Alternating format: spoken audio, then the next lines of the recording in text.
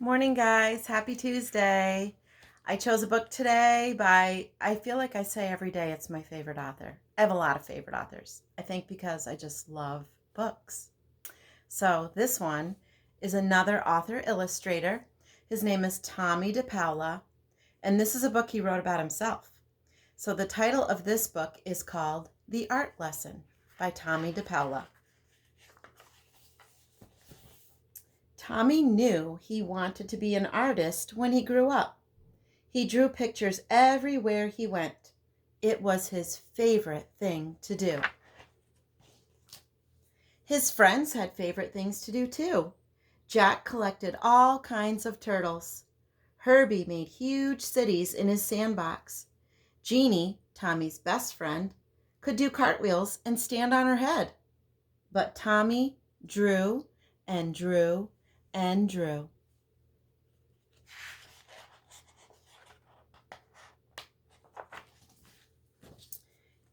His twin cousins were already grown up, were in art school, learning to be real artists.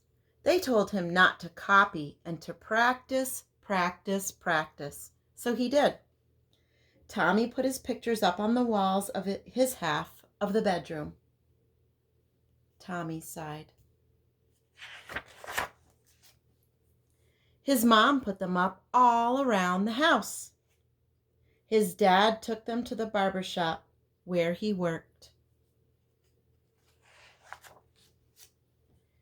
Tom and Nana, Tommy's Irish grandfather and grandmother, had his pictures in their grocery store. Nana Fall River, his Italian grandmother, put one in a special frame on the table next to the photograph of Aunt Chloe in her wedding dress. Once Tommy took a flashlight and a pencil under the covers and drew pictures on his sheets. But when his mom changed the sheets on Monday and found them, she said, "No more drawing on the sheets, Tommy." His mom and dad were having a new house built, so Tommy drew pictures of what it would look like when it was finished. When the walls were up, one of the carpenters gave Tommy a piece of bright blue chalk. Tommy took the chalk and drew beautiful pictures all over the unfinished walls. But when the painters came, his dad said, "That's it, Tommy. No more drawing on the walls." Tommy couldn't wait to go to kindergarten. His brother Joe told him there was a real art teacher who came to the school to give art lessons.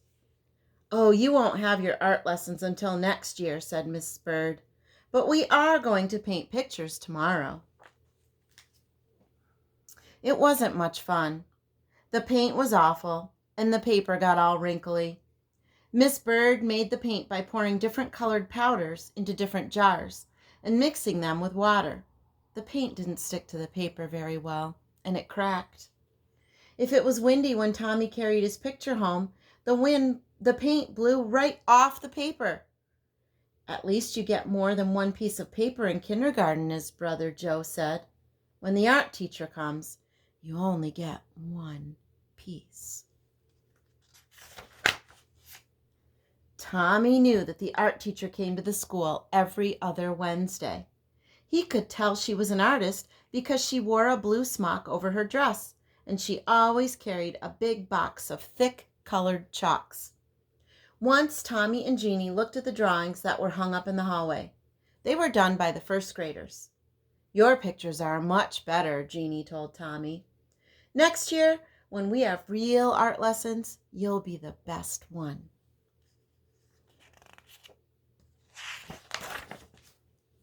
Tommy could hardly wait.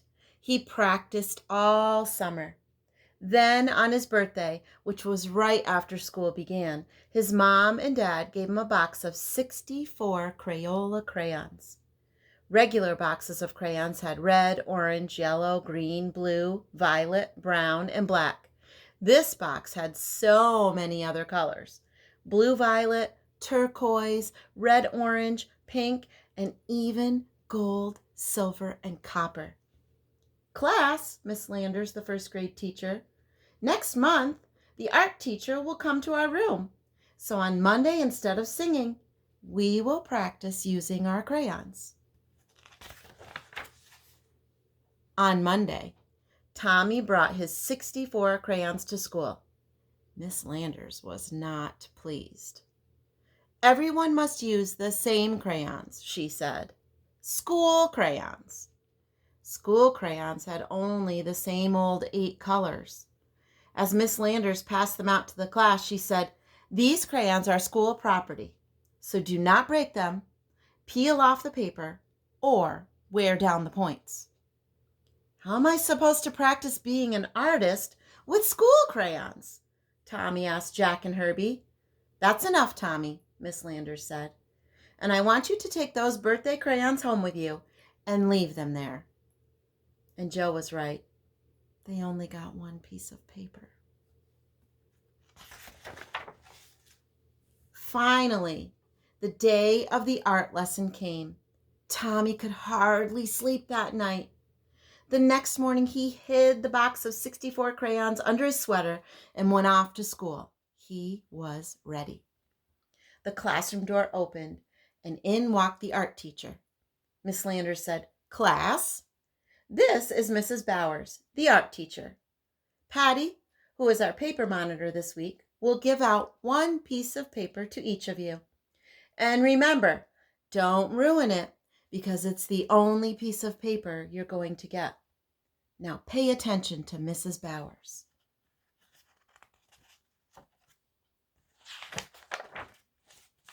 "Class," Miss Bowers began, "because Thanksgiving is not too far away, we will learn to draw a pilgrim man, a pilgrim woman, and a turkey. Watch carefully and copy me." Copy? Copy?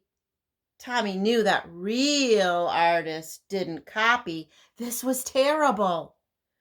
This was supposed to be a real art lesson. He folded his arms and just sat there. "Now what's the matter?" Miss Landers asked. Tommy looked past her and spoke right to Mrs. Bowers. "I'm going to be an artist when I grow up. And my cousins told me that real artists don't copy. And besides, Miss Landers won't let me use my own 64 Crayola crayons."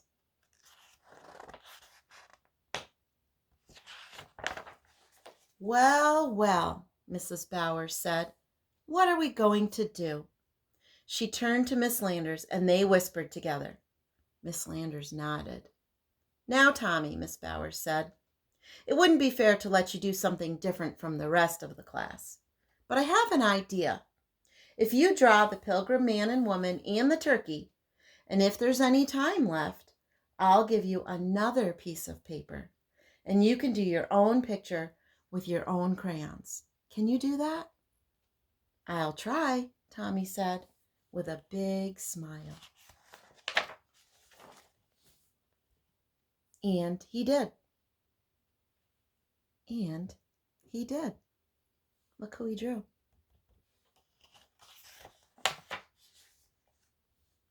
And he still does. My great artists, what are you drawing at home? And are your parents letting you have more than one piece of paper? Have a great day.